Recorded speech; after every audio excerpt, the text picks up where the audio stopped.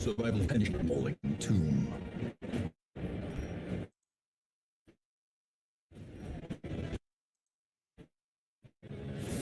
Revel.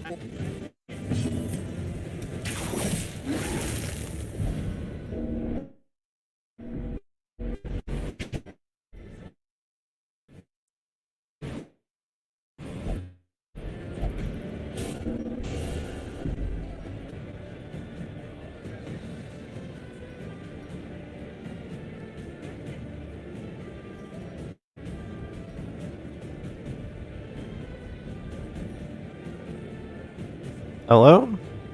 Alright. I think it's working again. I think it's working again at last. Only took forever. Ah. Only took us an entire forever.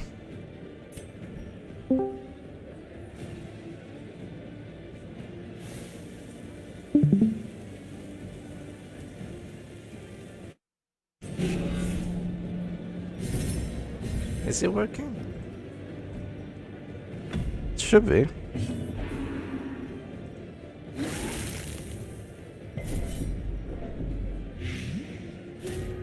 Haha, it is. 2 FPS gameplay, says Scarlex. It looks fine on my end. Kind of. Kind of fine. Sadly, my internet had its greatest downfall there at the end. And, well, we missed a lot. we missed the Abomination dying. We missed all of Name Unavailable's team dying. We really did miss quite a bit. And it is now a 1v2. One Abomination versus, wow, dodges the bile and resists the other? Ouch. Ouch. Damn. There's going to be another suppressing fire slowly doing stress onto that Abomination. He still has one of his transforms. If he gets heart attacked here, he can go for a self-heal. And he is abusive, so this is one of the good situations for him to be in, I believe. So are those corpses going away soon? I imagine sometime soon. Perhaps Bounty Hunter corpse. It does go away. So he's probably going to heal himself here. Maybe a crit. No, no crit. No crits allowed. And he is in quite a dire spot. But he is going to get hit with the bola. The exotic snapper, that extra bit of damage. He gets a crit on it. Very big. Very, very big. And now he has to probably just transform Rake here and just pray that it works. And Name Unavailable ends up surrendering. And that's going to be match number 1 going for David. Sadly, we didn't get to see the outcome, like the mid-game. We only got to see the early game and the late game, but let's hope that the next match goes a bit better when it comes to that.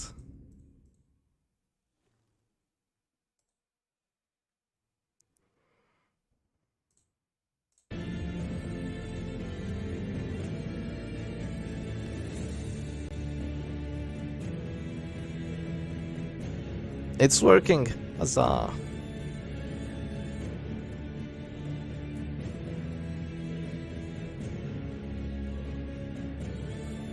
So now I can remove the teams that were picked already.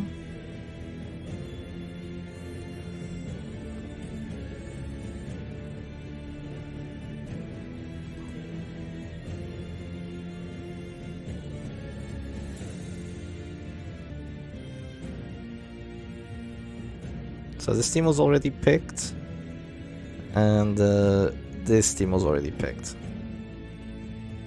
So the X's are the teams that were picked already. Meaning there are still 4 options for each player. Yeah, sadly David, a lot of your match was not live streamed. My internet decided to not be too nice.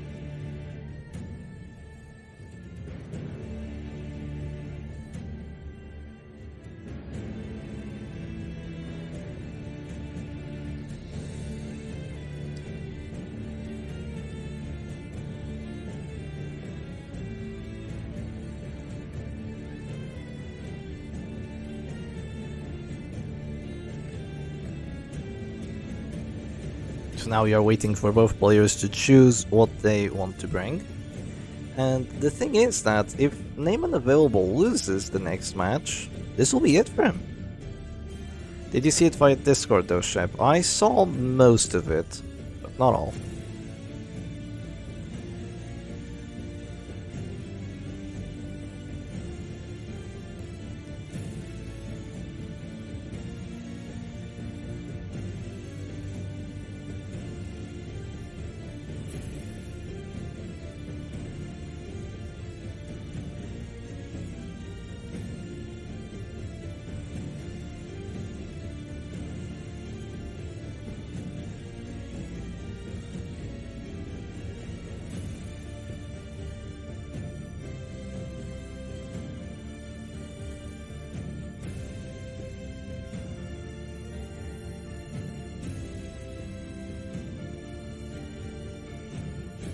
You're so shocked you won. Really now? You were doing very well, and that was a very good matchup for you.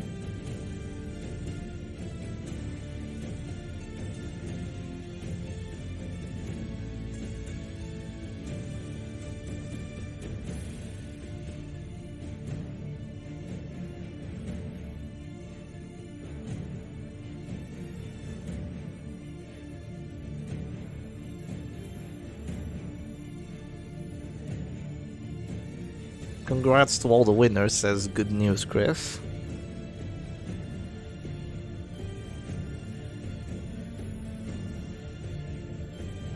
Well, focus up for the next match.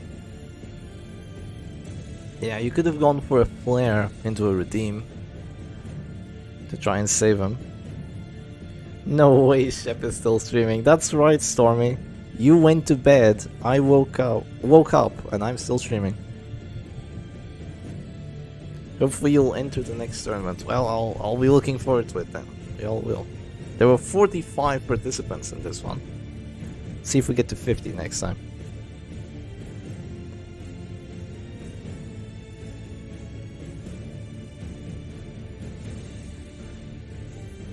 Alright. Don't forget to stream yourself.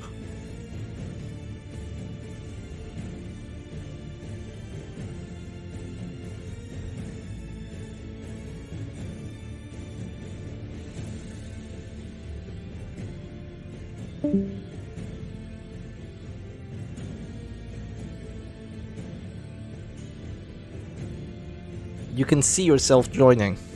You see the future.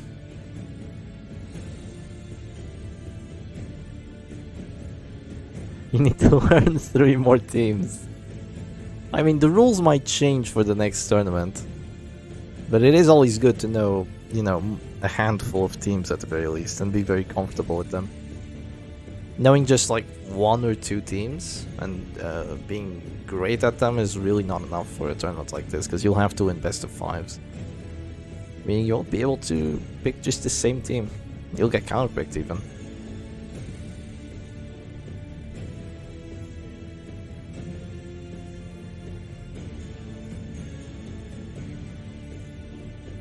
You can pick teams that look almost identical, like changing out an arbalist for a musketeer.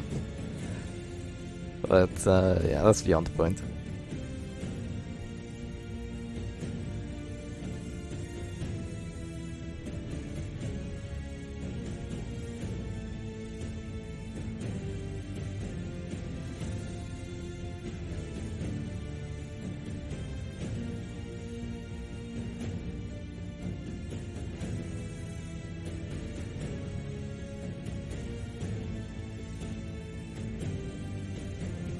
Right, the score is 1-0 for David. Let's not forget to write that down. So yeah, in terms of the matchups, there's no more WD, meaning that in terms of damage teams, there's really only Oppressive Vessel to worry about, which is not a mark team. So it will be a bit of a different matchup, meaning that considering there's no damage teams, then Halo Comp looks like a pretty good pick here, honestly. I mean, it won't do too well into Shep's Stress 5, but it will do well into Septic Tank, very well actually. It will do still well into Oppressive Vestal, and it should be able to break through Immortal Musketeer. Salic Prot would do probably fine. Not too well into Immortal Musketeer, I don't think. WD would do... it would be kind of bad to play WD here. It would do well into Oppressive Vessel, but against Septic Tank it would be terrible. Against Immortal Musketeer it would just be really annoying. And against Shep Stress 5 you'd probably lose. We have seen that already, so...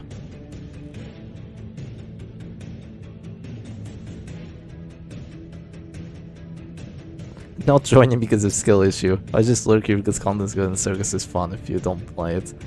Like any competitive game, TBH.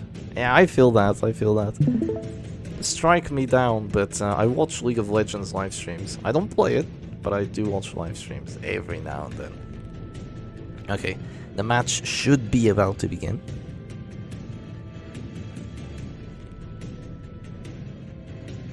And indeed it is.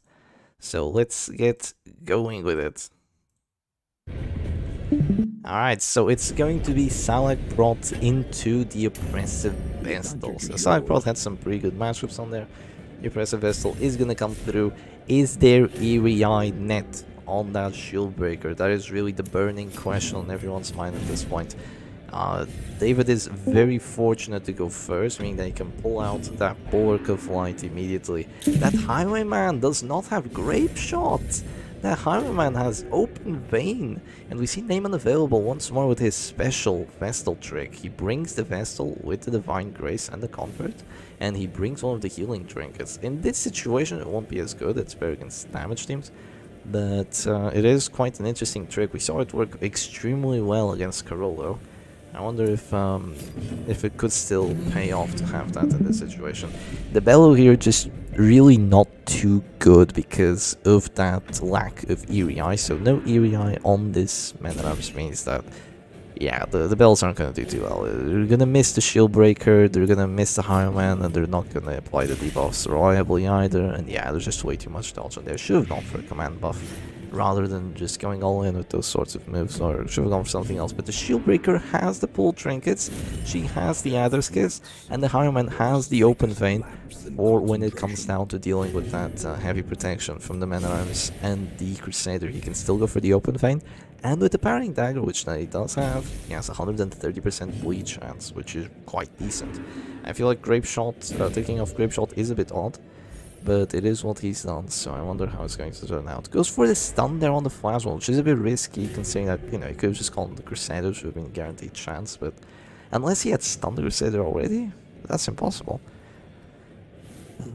It's impossible, because the Crusader went Bulwark, so what did... Huh? I'm so confused. What did, Did he go for Smite? What did Neyman Available's Crusader do? I have no idea. It's going to be another puncture even against the stealth.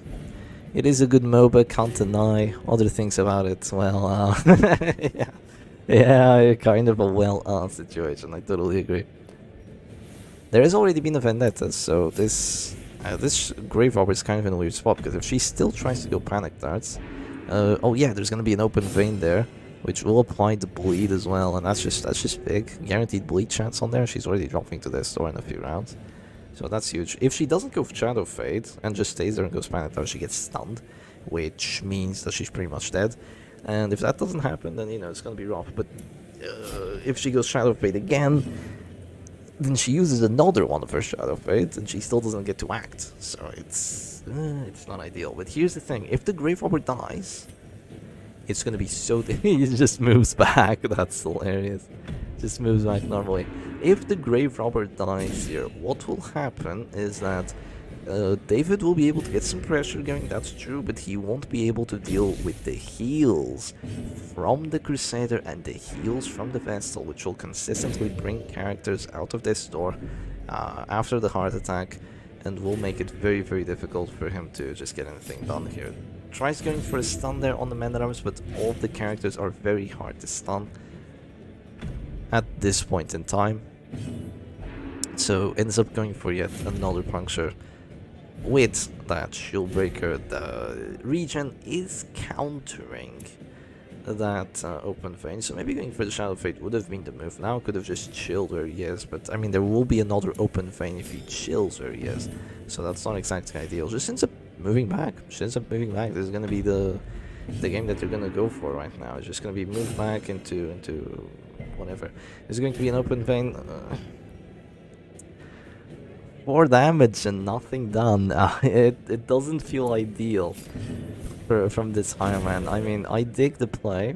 With the open vein, but it's not really working out too well at the moment. That Grave Robber just has the move back turn, and it seems to be infallible. That move back turn. Could be trying to go for the Flagellant as well, maybe to exhaust his healing a bit, or maybe to risk going for a kill and getting it. But that doesn't seem to be the play at the moment. The Vestal is probably gonna go for a stun here. Does she get it? Once again, having only 1 stun trinket really sucks in a matchup like this, where you really want that stun chance to the absolute limit. And yeah, it does quite suck. Only 55% stun resistance on that Flagellant, does not get it. Would have been 95, it wasn't 75 instead. And 75 is quite stunnable, sadly for him here. Now, one thing I will say is that Flagellant using his turn so prematurely has left him a bit exposed to the opponent's turns, because he's not going to get whacked until round 6. The Crusader doesn't have a heal either, because he was stunned the previous round. And the Man-at-Arms can go for a guard, but I mean, there'll just be a puncture on there. So this Flagellant might be looking towards his own death, which I'm sure he disagrees with. But yeah, the only real problem here is all those bellow debuffs that have been dropped that really freaking suck to play against if you are the Oppressive Vessel. It's going to be yet another pull on the Grave Robber, which will be met with yet another move back. Still not using the Shadow Fates. Crusader receiving new trend called Coma. Bulwark has already been dropped, yeah. David has done the prod thing. Name an available cruise, try to stun. Oh, and failed. Interesting. Interesting. So, goes for the Dazzling Light. Okay, that's probably going to get the stun. Yes, the Crusader will not get to act ever, basically.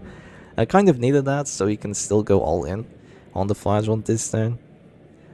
Or else the Crusader would have had that heal available there, and that would have been quite annoying. So now he's in a weird spot as to who he wants to click, right? Because if he clicks the Flagellant, then, you know, he's just putting himself at basically death's door after a Zealous. So he doesn't really want to do that. If he goes for a guard, there's just an immediate puncture. If he goes for the Grave Robber turn, there might be an immediate pull. That Vestal did get a crit the previous round, so a big self-heal is probably in the works. Probably for entire health bar. Decides not to pull the Grave Robber here. I feel like he could have been... Oh, why? Why not Zealous? Zealous could have missed. Maybe? Is that the reason? That Zealous could have missed? Is that the reason that he went for the Stunning Blow? Because I feel like Stunning Blow could have dealt, you know, insufficient damage. But let him cook. Let my man cook. There's the self-heal 18, kind of low. I must say, kind of low. That must have been a mineral. 18 is a big heal, but considering there's a crit and the healing trinket, the Idol of Purity, 18 is kind of low. So this Bellow will be the affliction going onto that vessel. Can you imagine if Idol of Purity gave a virtue chance? Like, just 25. 25 virtue chance. That'd be cool. That'd be cute, wouldn't it? Yeah, that would be pretty cute. Maybe a bit much. Maybe a bit OP, because the trinket's already very good. Oh, big Adder's Kiss on that Crusader, and now there will be a... Oh, okay, crit 12. Okay, sure. Sure thing, buddy. But now there will be a very decent chance of getting the kill here. Wicked Slice with the finisher. 65 to get the kill. It doesn't go through. The Flagellant lives. The Flagellant lives. And that was a 65 to win, and it did not work. There's a Redeem, there's an Exsanguinate, the Redeem comes down, it's going to be...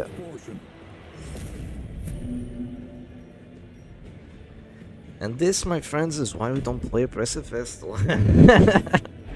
I'm sorry, but it just feels like that. This is why we don't play Oppressive Vestal. It's just... The 65 to kill, like, everything worked up perfectly to that point. To give yourself a chance of winning, a very good chance of winning. Like, if you get that, then yeah, you're doing good. If you don't get that, you lose immediately. If you get that, you can still win. right? Because the situation, even with the Flagellant dying there, wouldn't be, you know, just GG on the spot, but he keeps playing, right? The name available keeps going, but this just feels absolutely atrocious. I'd be floored after failing that 65 there and just being met with the crit redeem for 48. Just absolutely floored. Duelist shows up. Hey Shep, hey to you as well. It's Jover. You got pranked. I'm not sure if not going all in with the stun trinkets on the vessels. I mean, if you want to limit the right as much as possible, no? Yeah. I mean, I go for double stun trinkets always. I also like the extra bit of damage that it gives you with the brass knuckles. I think I go for it. I go for it, but I can see the reason behind the healing trinket. I can see the reason behind it. I'll say, okay, so the Crusader did not go virtuous, but I think he went masochistic. He does have 0 dodge. Or maybe he went abusive. Not sure yet. Hey Shep, what's the score? Well, it's 1-0. Isn't it? Can't you see it? It's in the top left. Yeah, it's 1-0. It was masochistic. Alright, that's pretty good then. That is pretty good. That's kind of what you want. Goes for the panic darts. Oh, lands the hit on that shield breaker with the crit too. Finally, some revenge that Stormy here is getting against that shield breaker over there. So she's dropping to this door soon. Revenge for all the punctures that have happened. And I mean, in spite of all the punctures, feels like it's just they're passing turns, these two. Yeah. I mean, a big Adderskiss was dropped onto that Crusader, and that did kind of make a difference, but that seems to be pretty much it. While the Grave Robber is just spamming panic darts, and it's working out very well against that vessel in the back. She's already afflicted, almost dropping this door. Has had to go for heals. That's a big crit for 7 though. That's 13 dot on there, that's almost enough. That is generally almost enough. Only needs to hit for 3 now with the Crusader. Masochistic does not have minus damage, so it's quite possible that it hits for 3, and indeed it does. Does not get the stun, but the vessel can go for the kill and the stun. And if you kill the Crusader here... Actually, if you kill the Crusader here, you can still win. Yeah, but you need to kill the Crusader. The reason you can still win is because you can keep bullying this Grave Robber to position once after the Crusader's dead. So, oh my god, go next. 0 damage. Brass Knuckles would have dealt damage there. Gets the stun at least, but that's sad. That's sad. At least a chance to go for the kill, you know, at least a chance to get the kill. Masochistic Affliction fans. When their hero hits death's door. Oh no. Oh yeah, I'm blind. Work drained me. Well, I hope you have a good rest then. Yeah, the rot value actually goes through. There's Paranoid Highman. Actually, it's not as... Paranoid Highman is minus damage, right? It's quite bad, but it's not as terrible considering this is an open vein Highman. So you're just going to get the damage through the bleeds, I suppose. Not quite as bad as one would expect. And he might also dodge Bellows. He's gonna go for the Wicked Slice, and it is a kill this time around. Can you imagine if this was a 4v2 at this point, had the Flagellant died? Yeah, it would have been juicy, but no, Flagellant lives. It gets no bleeds though. Not a singular bleed against that backline. There could just be a puncture into a stun now. On that Grave Robber. Looks like it's going to be a stun with the Flagellant, and maybe a puncture into a stun. A stun on the Flagellant, then maybe a puncture into a stun on the Grave Robber. Kind of just delaying the inevitable here. Not really getting too much done through this, so I wonder who Name Unavalable's next target is going to be, because he really has reached the breaking point with his team. They're all almost dropping to this door. They're all at like 130 stress, and 130 stress looks like it's still very far away from heart attacks, but believe me, it ramps up. It really ramps up. The self-heal with the Divine Grace, it is an act-out. It is not the greatest of act-outs to get, but it's not bad. It's not bad per se. Comfort would have been better, but that's not something that you're like, oh yeah, that's a pass. It's not. It's a pretty good action. So yeah, now without the crit buff, healed for 19, which was more. So yeah, the other one was definitely, for 18 was definitely a low roll. It's over for Nameless, bro. I don't think so. I don't think so. I think you can still do this. You're really underestimating the value that these stupid ass heals on the Crusader and the Vestal have, because they can be extremely annoying, and I mean extremely. And they will be extremely annoying in this situation as well. Men-at-Arms will continue to drop bellows. Hits everyone this time. Gets the debuff on mostly everyone. I think he missed one. I bet you wish David had his Eerie Eye Carnival mask setup, as he does in his Chef's Dress 5. He goes for the heal there on the Higher Man to prevent him from dropping to the store anytime soon, and also to clear the debuff. And this could be a big Wicked Slice. Okay, there's a Comfort there, that's another act out from the Vessel, but not a bad one. Not a bad one per se. Making sure the characters aren't dropping to the store is good. And there's an Open Vein happening. I wonder why not the Wicked Slice, but perhaps the Wicked Slice wouldn't have been enough damage, considering the Paranoid. That was not an act out.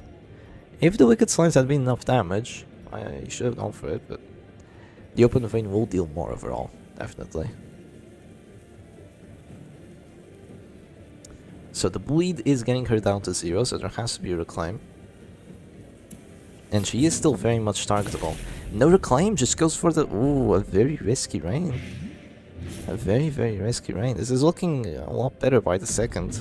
There's going to be a Divine Grace on there, as I had expected. But if 15 is not that much. 15 is not that much, though. There's going to be another bellow. The stress keeps ramping up. But the thing is, if this Grave Robber dies, it's just a flashpoint on the Man-at-Arms. And that's not ideal. Like, the Crusader is dead. The Crusader is the character that you really don't want to have dead in a situation like this, because he has those healths, he has those heals, and he's very difficult to take down. But he died somehow. He died to the Adder's Kiss in the Open Veins, and you really don't expect to see it. Okay, so not quite enough damage to bring her down to 0, but she is going down with the bleed. That means that Shieldbreaker will potentially get a kill here. She might go for the Toxin Trickery for a bit of dodge, but I highly doubt it will be enough to save her. Maybe from the Stunning Blow it will. The reveling throng demands. But if she goes Shadow Fade, there will be no Stunning Blow. 14 to 23 damage is not too shabby. But I'm not sure if that really justifies anything. If this 25 is a kill, the community patch making the unguardable debuff resistible is kind of fire though. Oh, and the 25 kill! The 25 kill!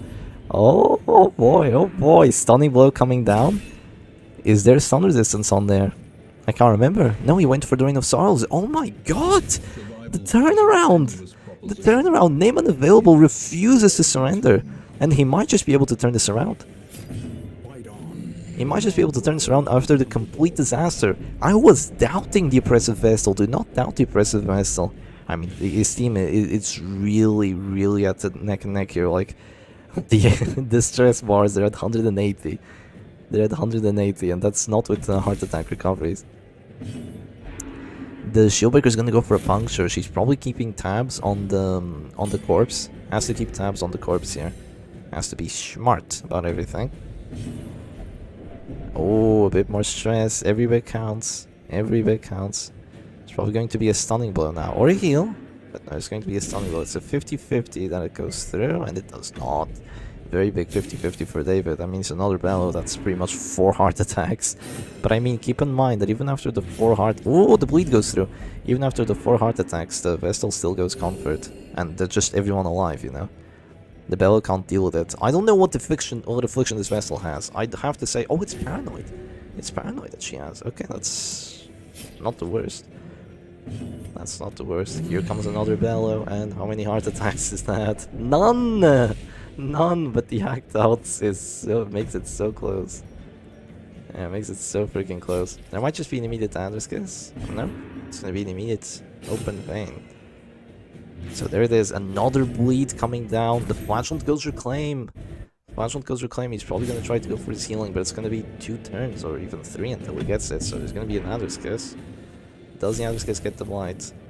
I mean, here's the thing, right? Even if the Flashlight does this, even if he gets the redeem off. Even if he does get the redeem off, the other characters, they're just going to stabilize, because there's going to be a heart attack now, 4 heart attacks here from 4 bellows. But after those 4 heart attacks, there's a Divine Comfort, unless there's an act out, really big act out. Yeah, after these 4 heart attacks are about to happen, and that is 4 heart attacks, I reiterate. 4 heart attacks in 1 bellow. a Divine Comfort will come up, and it will pretty much save everyone completely. Unless the Vestal does something really freaking stupid. Extra stress from the heart attack only happens once, despite it being a 33% chance. They're all at this door. The Vestal, can she do it? Can the Vestal do it? Can the Vestal find it in her? Oh no. Oh no, please not a desync. Anything but a desync. No. Okay, there we go. And the Vestal finds the Divine Comfort. Everyone out of this door. Everyone on heart attack recovery. Yeah. What have you to be screaming to get 4 heart attacks? There's another open vein, and the DOT just keeps stacking up. It just keeps stacking up. And I mean, the Flagellant will be able to get the redeem off, but the healing is not infinite. It's big, it's a lot of it, but it's not infinite. And this Vestal has stabilized. Now everyone's on heart attack recovery, everyone's on minus 15% stress taken. And whenever another bit of pressure happens, she's gonna do it again! She's just gonna do it again. She's gonna go for another Divine Comfort, and there's nothing that David can do here except watch. Oh, you'd need the Zealous, you would need the Panic Darts here to break this stalemate, but as long as the Vestal or the Crusader keep getting that heal potential off, you can do all the DOT that you want. And you can get all the double crit redeems that you want for like the 3rd time today, David, but there's going to be more Adder's Kisses, there's going to be more open veins. Does the correct act out, gets a crit on it, and the blight too. David has shown the Ransec Cure-All, which is completely failing, but it is somewhat to be expected because the Adder's Kiss is still 55 to get it, and the open vein with the parrying dagger is still a very likely chance to get it as well. So just the Ransec Cure-All really isn't enough to stop all the bleeding from coming through. Goes for stunning blow despite the 140% stress. I think he's playing a bit too fast now. Should have gone for a Zealous there. Zealous would have dealt more damage and would have gotten a bit of stress on the Man at Arms. I think Name Unavailable is getting a bit excited. Even if 1-2 heals from Vestal happens, they still crumble from stress. Well, we'll see. Doesn't seem to be the case. Why Duelist Advance? I'm so confused. Why Duelist Advance? That's just getting him further away from the Adder's Kiss. I don't understand. Is it so he has the riposte now after the Serpent Sway? Or appears? Oh no. Please, internet, do not fail me. Okay, there's gonna be another Divine Comfort. Crusader says no. The reason for this Divine Comfort is so the Flagellant Train of Sorrows doesn't like crit someone for enough HP. The Selfish passes.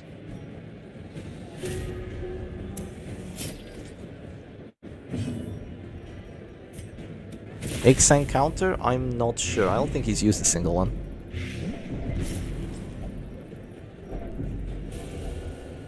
Oh, another heart attack.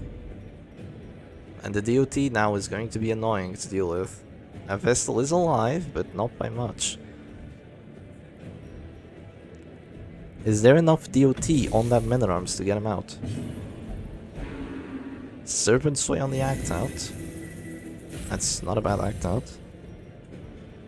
Does the Men at Arms have enough dot? Yes, he does. It's now a 70 to get the kill again. The move back has to be a Duelist Advance now. It's going to be a 50-50. Does the 50-50 go through? It does not. Men at Arms lives to bell another day, basically. Extra stress that will cause 2 heart attacks. Actually, no, just 1. Just 1 heart attack. The Vestal doesn't take enough because of her Idol of Purity. It goes Rally to the Flame. A bit fearful of what could happen if the Vestal passes. Gets a crit heal on himself, and now the Vestal is at 199 stress in the Dream. Goes for Dazzling Light. Oh, that's really risky. Does he get it? Does he get the Dazzling Light? He does not! Oh, that Vestal's dead unless there's a heal. Or an act out that causes a heart attack.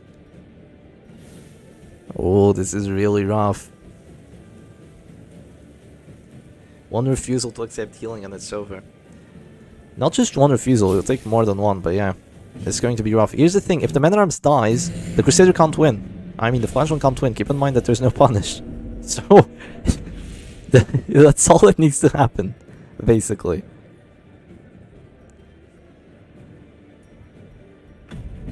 So the Crusader is gonna try to heal. Hits himself at this door, but survives. Heals the Shieldbreaker. Oh, that's rough. That's rough. Flagellant's turn. If he goes Rain, he saves the Vestal. He goes Reclaim. Interesting. He goes Reclaim. He can potentially save this this Man-at-Arms. Goes Wicked Slice. Does not get the kill. Does not get the kill. Does the... Oh, it saves the Vestal. It saves the Vestal on that. Does the Pierce get the kill though? If it doesn't, the regen will bring him out of this door. And this will go on. It does get the kill. It does get the kill. And now, becomes even rougher. It's going to be a Divine Comfort. Buying a bit more time. And it's a 1v4. The only way for David to win here is to do so much stress to that backline that the frontliners die from it. Or from getting a crit Exang to cause enough stress to actually kill those frontliners. Because he doesn't have punish. He hasn't won yet, Stormy. He hasn't won yet, but still, it is absolutely wild that this match is even going like this. Not bringing punish. He's gonna go for the Divine Comfort. Stays alive. But it can be postponed. There's going to be a puncture on the corpse. The act out. I wouldn't say it's Jover yet, but it looks Jover. There's a stun. He's dropping to this door. It looks very Jover now. It looks very Jover now. As I said, never underestimate the oppressive Vestal. I did that mistake. Just failing that 65 to get the kill on the Flagellant and still managing to get to this point. And very, very likely getting the win. It's actually insane.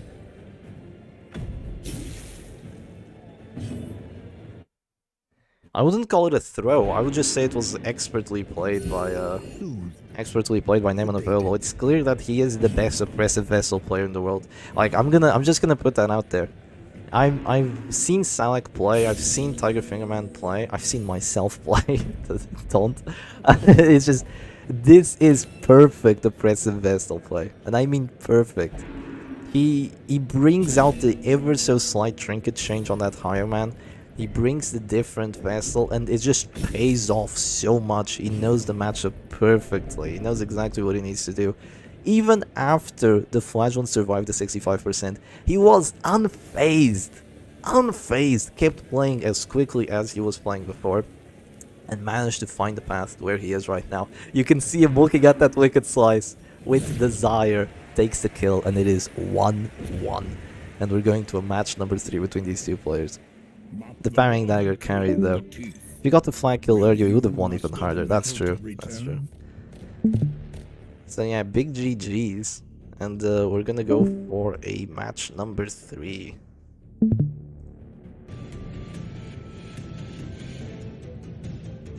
Look at that timing with the music as well. Oh, the production value is off the charts.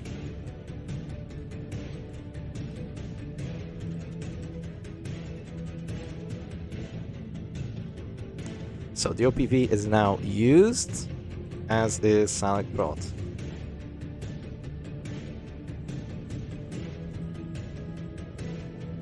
Meaning that it's going to be Halo, WD, and Chef Stress 3 versus Septic Tank, Immortal Musketeer, and Chef Stress 5.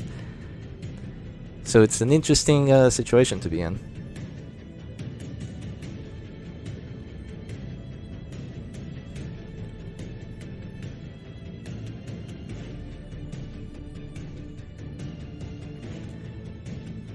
He won 4 player stresses. The act-outs were from good to okay actions. That is true. That is true. The act-outs were just practically non-existent. The Vestal healing herself and then going Comfort. Oh, the Vestal really did amazing.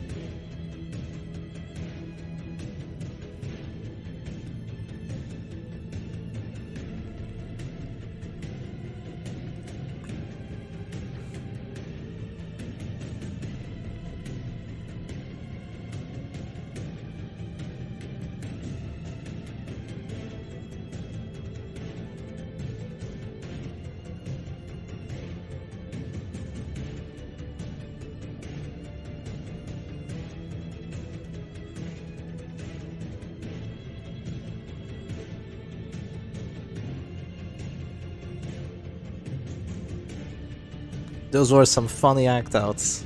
Yeah, the one saving the Vestal as well from the stress. It's a 1v1 now. On to the very end.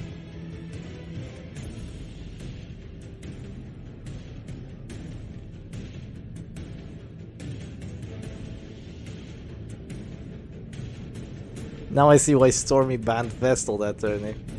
That was when the Impressive Vestal was super popular. Yeah, Vestal's OP. You wouldn't ban her now. Oh, the buffoon.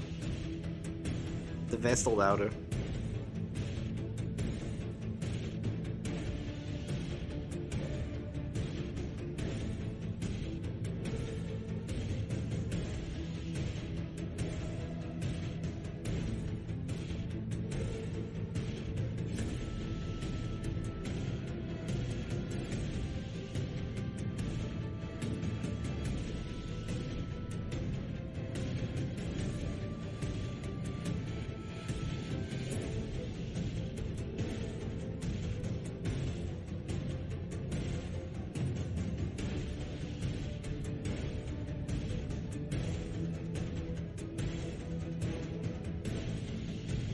Yeah, picking Vestal's pretty cool. Well, let's have a look at the bracket real quick.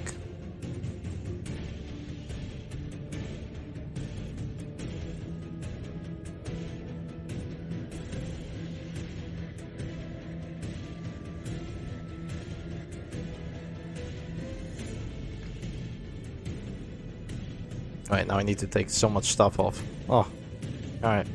Having a look at the brackets, so it's David versus Name Unavailable. The final match of this will go ahead and play against 9245, which it hasn't been reported yet, but 9245 did lose in the winners finals there. So he has gone down to match number 87 here, and we'll see who will take the W from here and go and meet M189 in the grand finals. So yeah, place your bets. We have 4 players left. This is the top 4. We'll see who gets top 3, who gets top 2, and top 1 very soon.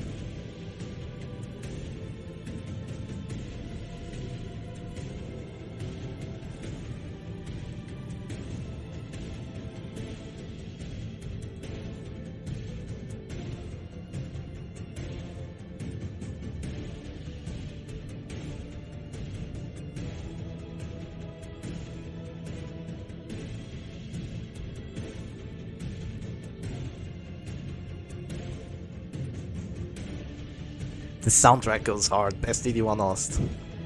I wouldn't say the best, but it's very good. It's definitely very good.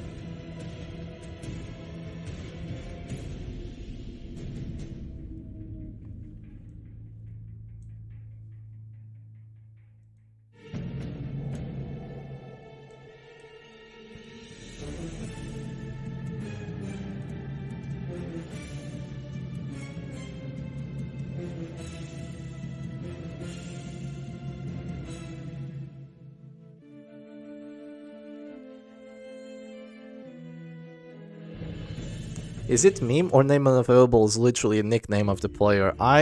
It's his nickname. I mean, it is his nickname. I believe that the story behind it is that, you know, he was trying to pick his name for Discord or for the challenge.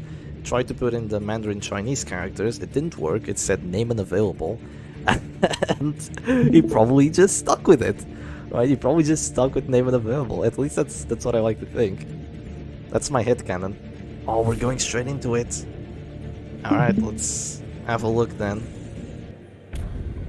So here we go. It's going to be Immortal Musketeer versus Chef Stress 3.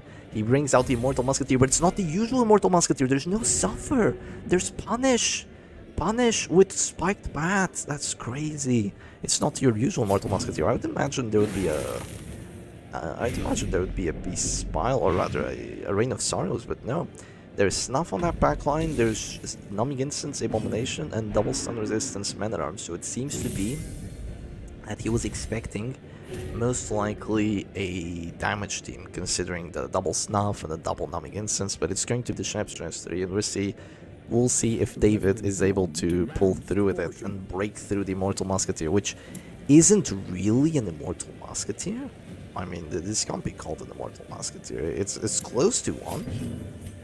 But it's not one, you know what I mean? It's not one. I wonder what his setup with the trinkets is. He seems to have Crown of Thorns on his flash wand, which won't really be a big thing in this match, I don't think. Maybe the plus damage on it and the self-bleed could come in handy. It looks like the Abominations are going to be spamming pile into one another.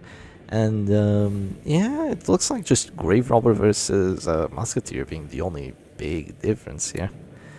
Yeah, that seems to be the only thing at this point. So the Flagellant yeah, they're almost identical. It's just the Flagellants are almost identical. It's just that one of them has Crown of Thorns, the other of them has Spike Bat. Yeah, the Men-at-Arms from David's side is definitely better equipped, not having that Snuff and having the Rancid Cure-All instead. So that's an advantage for him. And the Abomination from David's side has the Wretch's Cloak, while the Abomination from Name and Available side has the Numbing Instance. But they both have the Spiked Chain. So yeah, it goes for the Punish here, even with the Spiked Bat, fails to get the bleed against that Rancid Cure-All. So this time he's going to give value to David. So he's probably glad he didn't take it off. Those hit chances look horrible, not gonna lie. They do look a bit atrocious. Gonna go for the 87, lands it on the Men-at-Arms. And yeah, Rancid Cure-All wouldn't help you with that.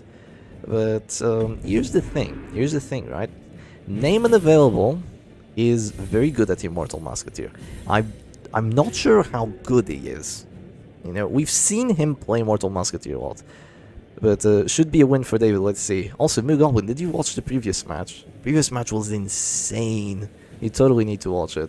Yeah, Primitive Reclaim is completely passive, especially, like, there's just no Reign of Sorrows. Why does he drop Reclaim there? It's my question. Unless he's planning to pile into the riposte, but even then, I still think it's super passive. He could have just been going for the immediate punish on the enemy Men-at-Arms just to put in the hurt, but looks like that won't be his game plan. But one massive advantage... Oh, no bleed once more. Quite unlucky. But one massive advantage that Name and Available has over David here is the fact that he has stress healing, while David does not. So there's infinite sustain versus not infinite sustain. Meaning that if you're playing this kind of like tug of war between the Flagellant and the Abomination and the Men-at-Arms, the Grave Robber will try to break through. But will she be able to break through fast enough before David's team collapses and Name and Available's team just rebuilds itself from the ground up because the Musketeer is just good enough to do that? That is the real question here. I saw a quick bit of it, looked agonizing, but in a weird way it makes me want to play again. Yeah, so I won't spoil it for you, but let's say that Name and Available almost won the match by like round 4. Had a terrible bout of RNG, but managed to pull it back. So yeah. It did look agonizing at the end. It looked very much like the Oppressive Vessel experience. It looked very much like that. So after that panic, one would expect a heal to come through, because there is quite a lot of DOT. Perhaps it would have been better to use the Abomination turn first, but, you know, considering there was probably going to be another pile, but decides against it. Probably because she's, I mean, it is a bit odd. It is a bit odd that there's no pile coming through. But yeah, that Men-at-Arms is definitely much better equipped from David's side here. Having that Rancid Cure-All and not having the Snuff debuffs for the minus accuracy. Which, I mean, probably won't make the largest difference here, but it definitely feels like he's much better equipped to handle this situation. Having the Wretch's Cloak versus Numbing Instance is kind of a... You know, I mean, they're both helpful in their own ways. In this situation, perhaps a numbing instance is a bit better. It's going to help against that stress dealt a fair bit more, but at the same time, you know, he's probably not going to be able to expect too many heals, too many stress heals coming down from this Musketeer, because some of those heals will have to be devoted to taking care of that HP, especially considering that this Flagellant seems hell-bent on going for the punish and continuing to fail to bleed with the spiked bat. That's really sad.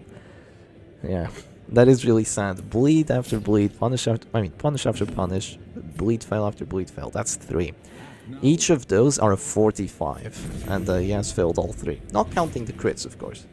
But yeah, that's kind of just the thing between the Reclaim and the Punish, right? The Reclaim is always going to get the regen, the Punish isn't always going to get the bleed. So that's one of the reasons Reclaim is overpowered. So the Man-at-Arms finally goes for the guard onto that Abomination, giving him some blight resistance and some prot as well. Goes for a command buff for his own Abomination, the Man-at-Arms on David's side. Now there's going to be a heal on that A-bomb as well, so you can keep spamming the V-Spile most likely. That seems to be the game plan here. There's a crit on there, but fails the blight anyway. Takes some damage himself. And yeah, the stress is adding up for that Man-at-Arms on name unavailable side, but I'm a bit more worried for the Man-at-Arms and even the Abomination on David's side. I'm a bit more worried for them because they don't have that Musketeer heal at the end of the day, like once the stress really adds up to just try and stay alive here. They just don't have it. Opening Reclaim on Grave Robber shouldn't be ignored. Dude just wasted half of his Flagellant HP for no reason. Hey, it's not wasting. He loves that. He loves losing that HP, right? Also, that is a huge, I mean huge freaking heal on there. Also giving the Man-at-Arms blight resistance. Right, the Tincture of Iodine does that. It gives blight resistance to wherever it heals, so now the Biles might fail the falling blights. Feels very sloppy from David thus far. Honing in on the MAA is usually the wrong time for the Grave Robber versus the Immortals. Well, he's the one guarding. He's the one guarding. He could be going for the Panic Darts onto the Musketeer, but the Man-at-Arms is the target that he can hit at this point. He could just go for the Musketeer instead, but once the Panic Darts like reaches a plateau, the Man-at-Arms just guards her, and the plateau never goes off from there. But oh god, no, this is an Immortal Musketeer moment. So a big crit riposte goes on there. Just a 25 to get the kill already. Oh no, David, no. No, Carl, oh, loses his Abomination before either of the transformations. I uninstalled Circus now, right? Oh, in the Chinese meta, it just holds strong. It just holds strong. Even with the new counters, even with everything, it's just Oppressive Vestal. It's WD, Oppressive Vestal, Immortal Musketeer. He went for it. He went for the meta. Name unavailable. The WD failed because he got hard counterpicked. And it was still very close. And now the Oppressive Vestal took the W, and now this Immortal Musketeer seems to be on the path to take the W as well. I mean, that Musketeer just does too much here. Man-at-Arms is going to go irrational, which is quite bad. That is quite bad. But the question is, will it be enough after that Abomination has been wiped out from David's side? Because this isn't even the usual Oppressive Vestal. There's no Suffer. There's no Suffer here. There's Punish. There's Punish with freaking Sparked Bats. So even if you don't have the usual win condition that you'd have against the Immortal Musketeer, I mean, even if you kill one of their characters, even 2 of their characters, the Flagellant is still a Flagellant. He still has Punish. He still has his Spiked Bat. And he's gonna go hard with it. So, the Man-at-Arms doing an extra, just a teeny extra bit of stress, which doesn't really result in anything. Ends up passing, which, you know, it is a pass. It is a pass. That means no guard. That means no command buff. A tiny bit annoying. The Flagellant's gonna have to go for his heals already, but pressure will continue to mount against the Man-at-Arms side. And it looks like the initial 2 punishes failed, but the following 2 punishes succeeded by round 4 and round 5, so that is quite good. And oh, here come the stress heals. Oh, here come the stress heals now. This is Immortal Musketeer, baby. Here come the stress heals. You just managed to get the slightest advantage, and now you can't lose. Huge pass. It is now winnable. Clueless. Nice to see you, though, FCC.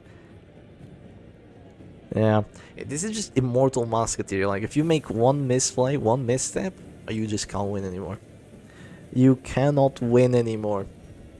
And someone like Name Unavailable, you can expect them to play it to perfection. And it seems that that perfection has been reached. Taking off the silly Suffer and the last red color in the Flashlands, and just having him be a bit more active in the match itself, going for punishes and just getting them over and over again, and gets the bleed once more. The spiked bat meta. There's the curse of the spiked bat, and there's the what do you call it? The blessing of the spiked bat. It seems to have more than 20% bleed skill chance. If you put it on, you get like plus 30. If you take it off, you get like minus 10. So it actually gives you like plus 40 bleed skill chance. So winnable, chat. David just has to kill the other 3 super unkillable characters with a mask healing everything. See? Listen to Stormy, okay? Listen to Stormy. He knows what's up. He knows what's up. It's actually a bit risky to leave that Abomination at the amount of HP that he's at, because that might mean that after the next Panic Darts, he could drop to 0, and there could be a Death Store recovery debuff on that Abomination, which I'm not sure that's what David wants to have happen here. Legitimately, what is David's game plan now? Well, he needs to keep pushing. He needs to keep pushing. He needs to keep trying to break through, killing both that Man-at-Arms and that Abomination, but I mean, the Musketeer is going to try and stop him, right? So yeah. Oh, there's another pass. I mean, that's 2 passes in a row. And Man-at-Arms is basically non-existent. But he's staying alive for later down the match, but he is basically non-existent at this point. Going to be another reclaim. Keep in mind that the Abomination still has both transforms if he does want to use them. There's going to be a reclaim dropped. I'm not sure if I agree with this move. I think because this Panic Darts... Yeah, this Panic Darts calls a Death Store recovery debuff, and that plus 10% stress taken might not look like a lot, but it is. It really is. When you're trying to fight the stress like this, that extra stress taken, it ends up mattering a fair bit. I feel like the Musketeer should have just healed, but I suppose she's quite busy getting her anime bandages all over the Man-at-Arms. She is cute though. She is cute, even without the skin. With the skin she's extra cute, but even without the skin. It'll string you up inch by inch. That's exactly what it means, New Goblin. That's exactly what it does to you. If David gets Death Will Resist all the way down to 0% on that MAA, maybe he can win. Oh! The crit heal from the Musketeer. It's a 12% chance each time there's one of those individual heals. And dear God, it happens again. It happens again. Now there's most likely going to be a punish, which will bring them in arms to 0 and Affliction. And there just feels like there has been not too much done against Name Unavailable side, while David's practically down 2 characters. Default Musk is cuter though. Every Musketeer is cute.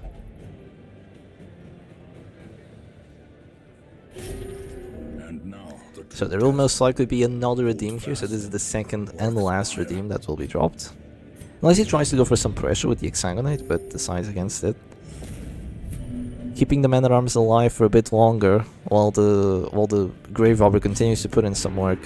And I say some work, because she really isn't putting in much work. I mean, the Musketeer kind of counters almost everything that she does, as well as the Numbing Incense plus the bolster.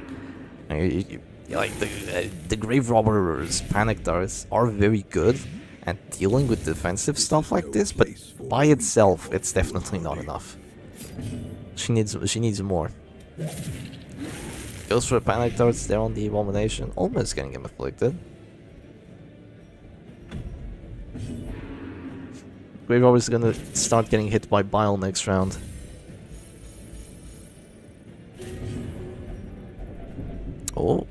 extra stress. The ranging shot has cleared some stress.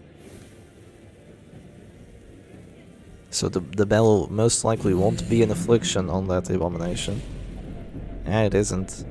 He gets to act once more without the act out. Or without the potential of an act out. There's the bellow, a bit of stress. Feels pointless. Honestly, feels a bit pointless. That flashlight is still ticking down so much. He's gonna run out of healing soon. That's a big crit though. That's a big crit punish. Can you imagine if he did that round 1 rather than reclaiming the grave robber? Yeah, it would have helped. That would have definitely helped.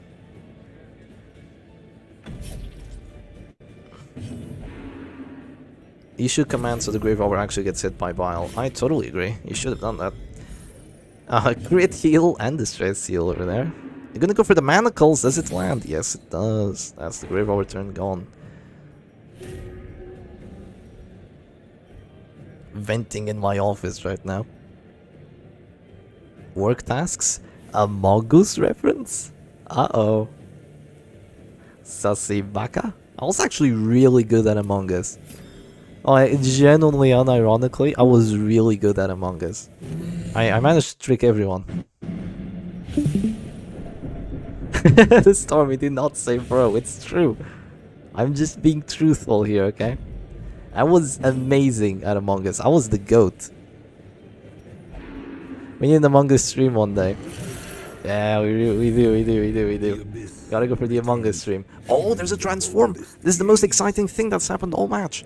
And the flashlight is dropping to their store now. He's probably going to drop an Exsanguinate on that abomination. But he's not afflicted yet. There's the ranging shot first for the anti-stress. And the flashlight is now at this door. He has the plus accuracy from the Crown of Thorns, so he won't miss. He's gonna go for the punish instead, saving the minus healing skills.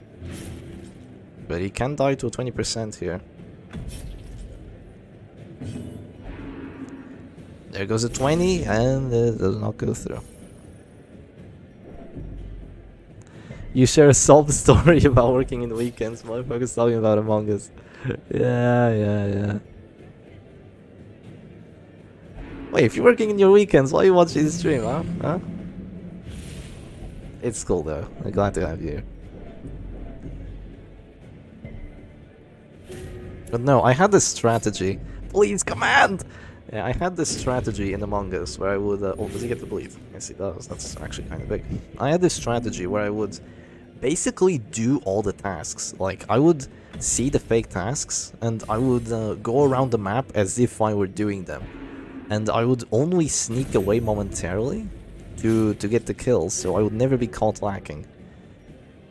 It would, and then if I were questioned, I could tell what I was doing, and my whole story sounded right. Like, I went here, I did this task, I did this task, then I did this task, and it just looked very, very correct. I'm leaking my Among Us strats, I am. I managed to trick so many people with it. He's not commanding! I'm about to bellow, Hold fast. Hold fast. I'm about to bellow.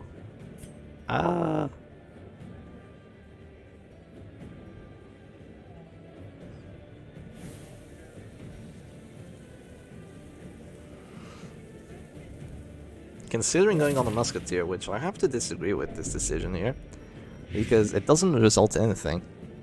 Like, you're just taking pressure off the other two characters that actually need to get pressured. There's going to be a ranging shot to prevent the affliction from happening. Oh, it failed! No stress heal to prevent the affliction. That's really unfortunate. The 15% chance. You are free from work and I'm still chained. Hey, I'm working, I'm streaming. I'm a YouTuber, man. I am working. When she gets hit. Holy. Nah, but thankfully I'm on holidays though. Finally, uni's freaking done. But now I have to live stream Butcher Circus for like 8 hours. Which, you know, it's pretty fun too. Stormy goes fearful. Is this true, Stormy? Have you resolved checked as fearful? Our old friend. Full-time internet hobo. True. Oh, that was that was a reply to do list. Gotcha, gotcha.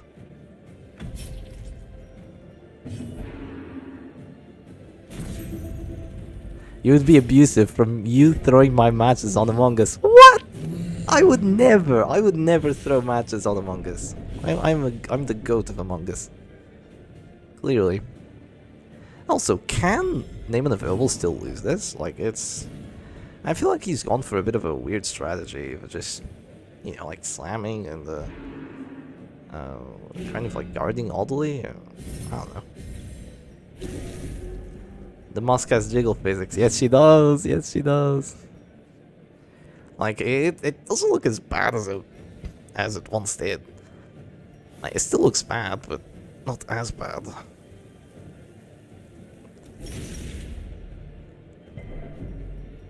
Well, here comes another punish. The bleed goes through. That Abomination is dropping to 0. So heal has to come down as well. But I mean, David's Flagellant is getting very exhausted. Oh, but there's a pass! Oh, that ranging shot failing the debuff actually being massive. Yeah. Being genuinely massive here. The problem is that Name and Available's Flagellant is getting his healing as well, soon. No, this is the losers semi-finals. So we're still in the losers bracket. After this, the winner from this match will have to face off against 9245, and most likely at a later time, we will have the actual grand finals. I mean, no, it is quite close. We're getting close to the grand finals. Just this match and then a best of 3, or rather a best of 5 away from it.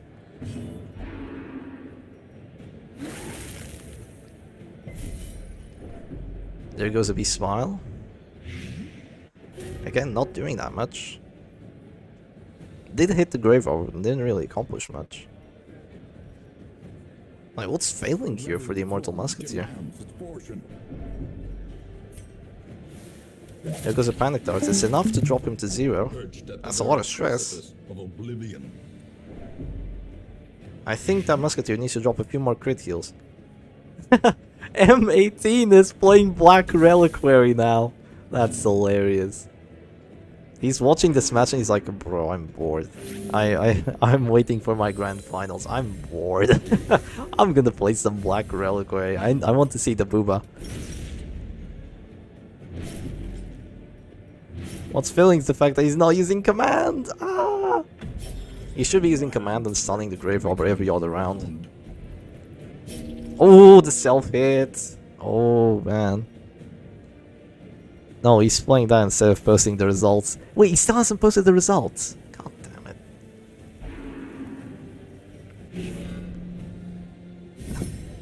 damn it. No command, Stormy. There can be no command in this world. No command at all. Oh, he says no to the redeem. Goes for the redeem on the A-bomb instead. Okay, crit self-heal. He's gonna lose because he didn't command. It's generally not looking that good anymore. Generally not looking so good.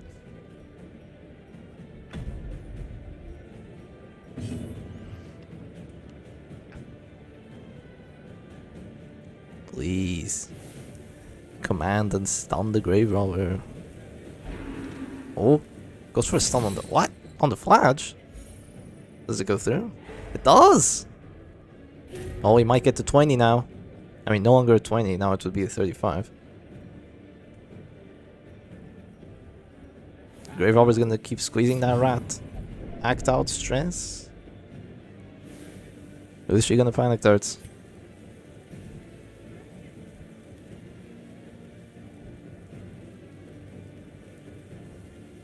Yeah, I mean, he's already taking enough to go down to 0, but...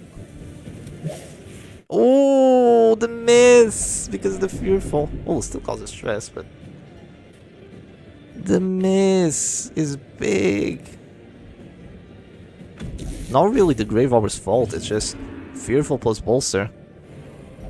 Oh, says no to the heal. That's massive. Has to go aggressive instead. Goes for the aim shot. And he's gonna go for the 35 to get the kill then. His man-at-arms might die. 35 to get the kill. Does it go through? Not yet, but soon. Man-at-arms defenders loses the guard on the musketeer. That was an act out, Stormy. That was an act out. Goes for the punish. Does he get to 35? He does not. There is yet hope for David. He's kind of running out of healing here. I think this is his second to last exsanguinate. Yeah, he still has 2. Oh, doesn't get the kill. Oh, but there's 21 bleed on that man-at-arms though. I think what's going on is that the flashball needs suffer. That's what's going on. Like, the flashball kind of needs the suffer for this. Gonna go for the heal on the man-at-arms, heals him for 12, buys him a bit of time, but he's still gonna drop to this, or... He's still not looking too good here. Going to be a panic dart on the musketeer, she's going to 0, and getting afflicted. That's not good either. He's fearful. Fearful's quite bad to get. I might get a dodge. Fragile, like a robin's egg. Not gonna lie, it looks kind of stormy today.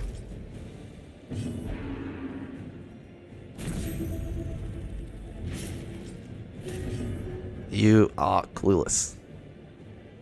Does he command buff? I think he just has the bellow, right? Stormy, tell us, do we command buff?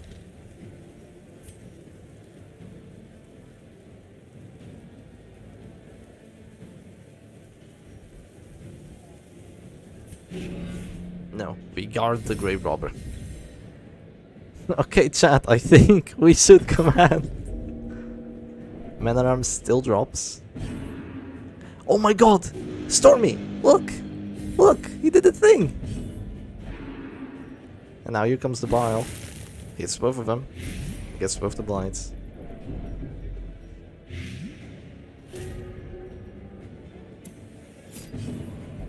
Panic darts coming through. And he lives! Living on a prayer. Wait, if he actually goes for a heal here, the man-at-arms might survive now. Or like if he clicks the man-at-arms first and then gets rid of some of the bleed, or just heals him immediately, he might actually live. He marks himself!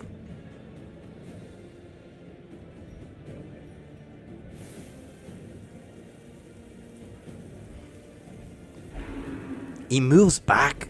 What? So he can't be punished? Wow, that is insane. The move back so he can't be punished.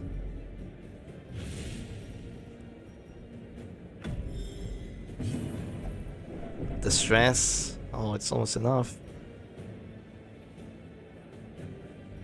She is fearful. Heals the man-at-arms, so now he's kind of chilling. Flashball's almost dropping again. He's gonna drop the next turn, I think. Does still have a lot of bleed on him, and a bit of blight. Now you claim so he's definitely dropping. He'll have to use his final exsanguinate. While I believe that Name's Flagell still has all 3 exsanguinates and 1 redeem. He's gonna use the reclaim. Oh, it's gonna be very difficult to finish off the Name's characters, even though he's been ramping up the stress so almost effortlessly. Well, it's round 17. Yeah, even though he's been ramping up the stress so much, it's going to be very difficult to actually finish them off. Because the Musketeer should just heal now. I mean, even with a heal now, but there will be Heart Attack Recovery, Numbing Instance. Oh no, it's going to be Redeem. Bit of an early one. He says no. Again, he says no. Oh, that's really sad. Goes for a Punish instead. Does he get the bleed? He does. Says no again. Now the Panic Darts does not go through! The fearful passes! Oh! The affliction on Stormy. Stormy, what are you doing, man? A crit heal for 30 plus... Oh! Flash one drops to this door now. Oh my god, you gotta be shitting me though. Yeah, oh, and another crit heal being dropped. Look at that. Man-at-Arms is full HP and has like minus 65% stress taken. He's never gonna die. It's like David's playing the Immortal Grave Robber. Here comes the Manacles. 50-50 gets the kill. Crit heals, but it's not enough anymore. There's going to be a guard onto that Flagellant. And the guard goes through. The guard goes through, so the Flagellant isn't even dead.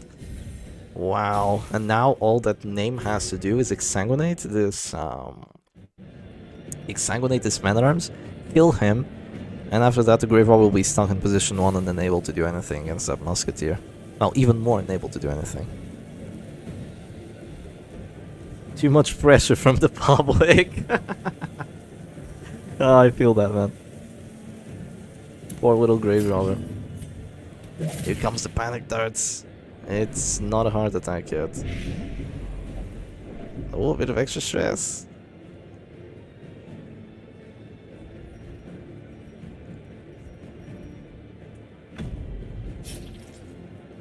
Flagellant is gonna go for the reclaim. He's at this door, he's just reclaiming, he is chilling. Doesn't even want to go exsanguinate. He's stalling. He's gonna go for the stress heal now. How much do you wanna bet? Okay, now first he's gonna click the Abomination, but after that, how much do you wanna bet he's gonna go for the stress heal? Well, no, first he's gonna command buff, so he can actually hit the manacles on the Grave Robber. Then he's gonna manacles, and then he's gonna stress heal. How much do you wanna bet that's the game plan? Ah, okay, he absolutions. Alright, sure. Sure, he's a bit scared that he'll miss the manacles. Fair enough. He passes. And the Musketeer goes for the stress seal. Yeah, there it is. It is accuracy as well, so... Ah, look at that. Beautiful. Beautiful stress seal on everyone. No one's dead. Name could realistically kill the Grave Robber and do the thing where they reset, where they all reset stress back to 0. Yeah, then he takes a screenshot and posts it to Pixar didn't happen in the Discord server. And then someone says, we get it, bro, you can stall. That aim was at 136 stress after 1 heart attack. Yeah, and now he has heart attack recovery as well. So he has minus 65% stress taken too, like, it's so nasty. Now there's gonna be a command buff. There's going to be a... Oh, the Flash wants at this storm. Going to be a command buff. There's going to be a redeem on the Musketeer. And then there's going to be a stun. No. Then there's going to be a ranging shot. Oh, come on. No. Go defense. Come on. I wanted to see it. There's a crit exsanguinate. Oh, that really hurts. But there's no bleed. Despite the crit and the spike pad. See, chat, the second you use command, he's winning. Yeah, he really is. So he's actually going to be forced to use the patch up here. So he's going to be missing out on 10 accuracy that he could have. Which means that the manacles will whiff. Oh no, it doesn't. Well, goodbye Grave Robber turn. It's round 20. 5 total stress, the crowd goes mild. And Man-at-Arms was almost dead if the exsanguinate bleed had gone through. I mean, they're taking 0 stress here. Musketeer is gonna do the thing. Come on, Musketeer, do the thing,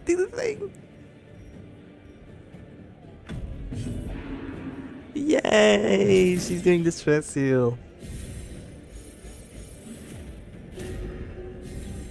How is the tournament still going? Look, it's Immortal Musketeer. It does look a bit Joven for David, I agree. Oh, it's gonna be a double stun. Does it go through? It does. 1 stress. The act out mark does 1 stress. Oh god. Here goes the punish. That's a heart attack.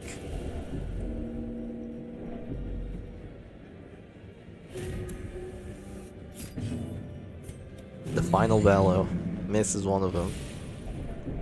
A bit of extra stress. Oh my god, it's nothing. It's nothing. They all have like minus... They're all capped on the stress resistance, because like... the Abomination and the Man-at-Arms both have numbing instants, right? Oh, there's no stress heal. But the Abomination and the Man-at-Arms both have numbing instants. They both have bolsters, so that's immediate minus 50%. Then they both have heart attack recovery, so that's minus 65%. Then there's 2 ranging shots, and they're at minus 85%. The cap is minus 80%, so they're all taking minus 80% stress. And of course the Flashball has gauntlets, so he's taking even less. But yeah, there goes the punish. It's with a crit. The Flashball corpse is gonna go away soon, so all that will be left is the pick to the face. And if David doesn't surrender, you can bet that that name is gonna go for the freaking what do you call it? 10 rounds or even more rounds of the ranging shot. It has to rage the corpse to actually do enough damage. I think the corpse was going away, but the act out, squeezes the rat, doesn't want to surrender. Oh, if he doesn't want to surrender, I don't know, Chief. I don't know. Oh, there's a pass. Might be time for the stress healing, eh? There's a command buff. Sip into surrender. He doesn't want to do it. He doesn't want to do it. Oh, what is this? He's not stalling. He should be stalling, clearly. We shall never surrender, says David. Oh no, he is stalling! Why didn't he go manacles there? Oh, the crit? Maybe he doesn't want to get hit with a crit pick to the face on the A-bomb. There goes the ranging shot. Oh, ranging shot instead of command. Or rather, ranging shot instead of, you know, a heal. It's a bit weird. Redeems instead.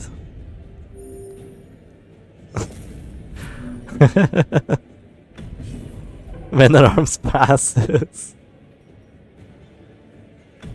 If the A1 moves forward, I'm so done. No. Ah, he's stalling. He's stalling. He's stalling. He's stalling. He wants to do the thing. No. Come on, guys. We got more matches to get to today. Come on. I have a life too, you know.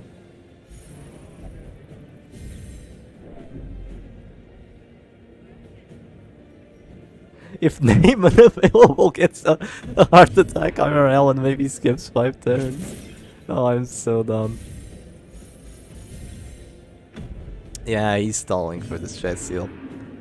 I mean, honestly, I don't blame him, because David isn't surrendering, right? So he's free to do whatever he wants.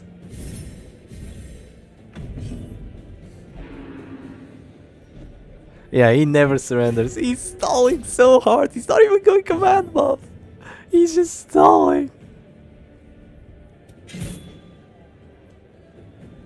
Ah.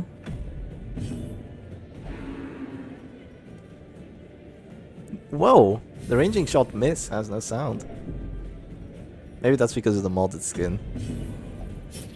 Nah, okay, you know what? I'm gonna grab myself some food because I didn't have lunch. So, I'll be right back. I legit didn't have lunch. I'll be right back. You guys have fun watching. Oh, wait! Manacles? What the hell? What do you mean, manacles? No way that he's actually gonna... Oh. Now that I was gonna go get food, he actually goes for the kill. Nah, these players just hate me. These players just hate me. In this sprawling tomb. I'm done.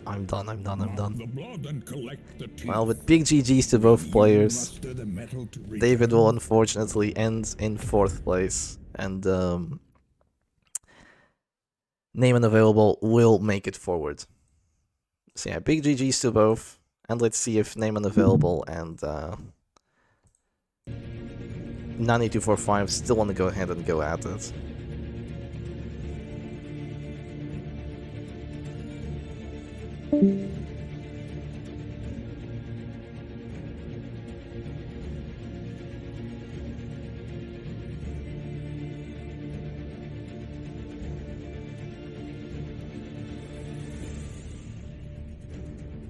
He's stalling for food.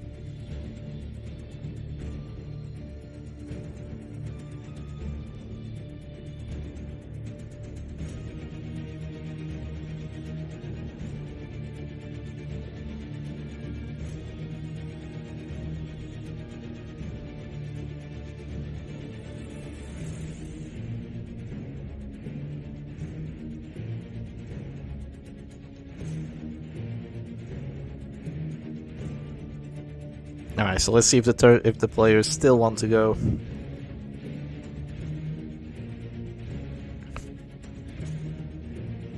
I'm asking name and available if he still wants to play.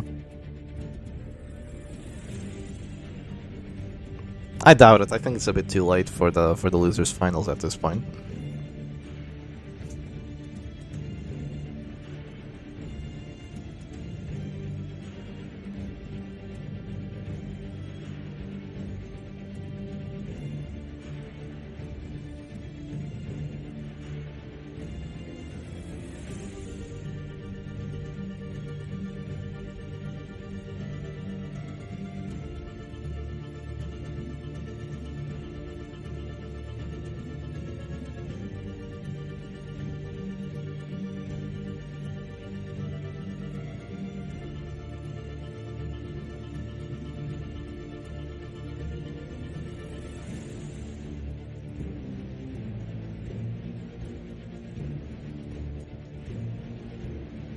Name and available already has his teams up there.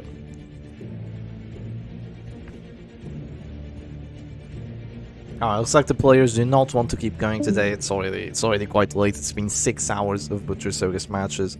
So the losers finals and the grand finals will be left for another day, yet to be decided, most likely next weekend. So anyway, I hope y'all enjoyed today's stream. Hope y'all had a fun time. It is a bit unfortunate that we had like 1 or 2 crashes because of the internet, but we still managed to get some insane matches in. We can go for 8 hours!